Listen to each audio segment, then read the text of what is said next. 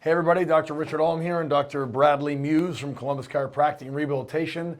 Today we wanted to talk to you about dry needling. So this is something that has gotten a lot more popular here in the last probably decade. And it's something that we use at the office quite a bit. So we wanted to kind of explain to you, where it came from, how we might use it, and then we want to walk you through what an actual dry needling therapy would look like in case you're sort of, apprehensive with the needles.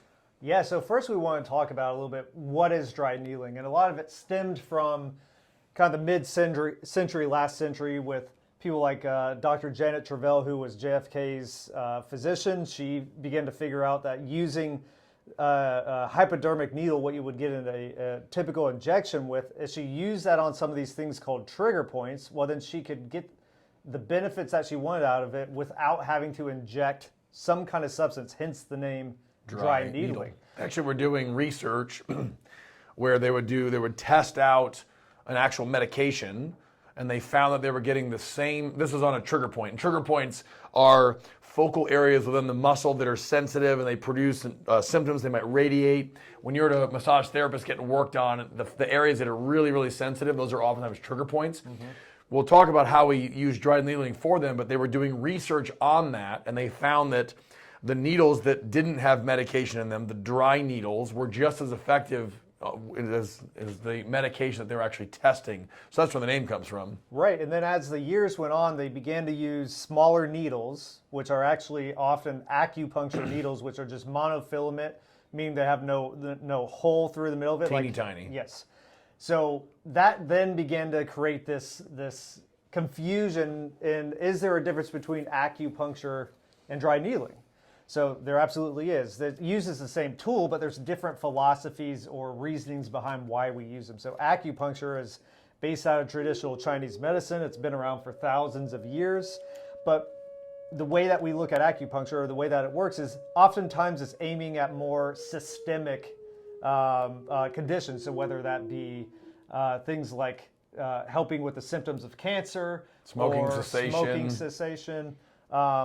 Yes, they help some with like infertility. Yes. So they treat basically a much, much wider list of conditions than dry needling. Right. And then dry needling is just basically targeting the musculoskeletal system. So we mentioned those trigger points.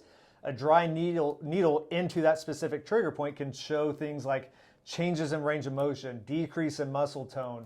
Oftentimes we can use it for things like inflammatory responses, but dry needling is mainly targeted at the musculoskeletal system, while acupuncture can be targeted at more systemic type conditions. Yeah, and we would use dry needling essentially to go after tight muscles and trigger points. Mm-hmm. Trigger points make muscles tight also, but they can produce symptoms as well, like achiness and even a sharp pain. They can block normal range of motion. And so we're going to use dry needles, like we're going to show you here in a second, to go into the trigger points, and it's going to directly address that trigger point, whether it's in the shoulder or the forearm or the hamstring or whatever, and it gets that trigger point to sort of calm down or shut down, mm-hmm. and then oftentimes that's what sort of takes the pain away. So it's never an isolated treatment where you would come in and we're only using dry needling. What we would do is we're always using this in conjunction with something else, rehab exercises,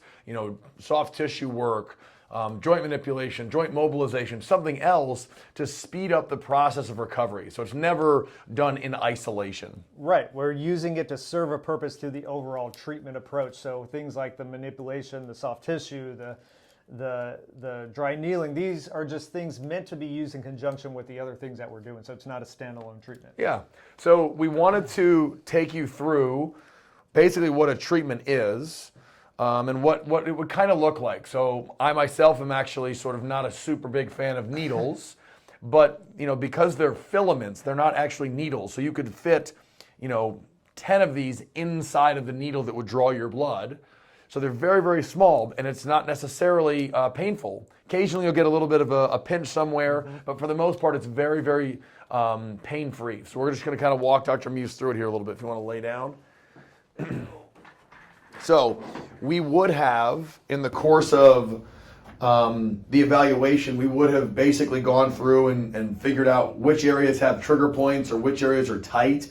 And then we're going to use the needles as a way to address that tightness or address those trigger points, okay? So the treatment kind of looks like this. You got these very, very small needles that I'm not even going to waste your time to try to show you here, but they are tiny, tiny, tiny.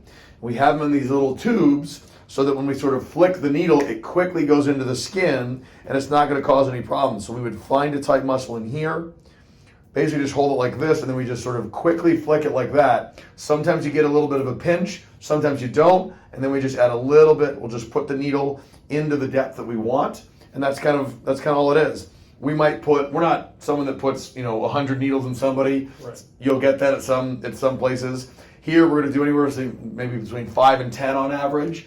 And again, that's all based on the evaluation that we went through. So we're not just going to coat the area with needles. We're going to specifically target the areas that we think need it most. So once it's in, we might let it sit there for a little bit, depending on the needs of the patient, the comfort level of the patient.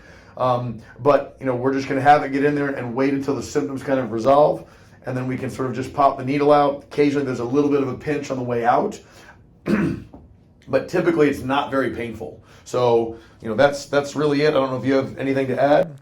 No, so just to kind of give an idea of what I felt when he did that, was that initial delivery of the needle where he kind of flicks it in. I didn't even really feel the needle itself go in. I felt the pressure from him tapping that needle in. You may get like a deep, achy, crampy feeling that lasts maybe 2-3 seconds. And then I always give people the heads up.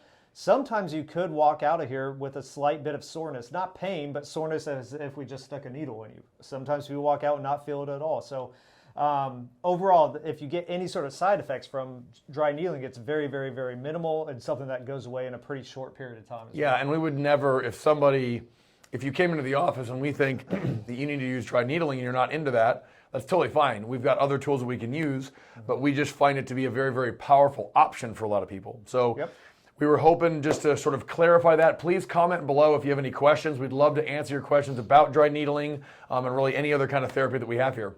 Yeah. All right. Have a good one, guys. Okay. Thanks, guys.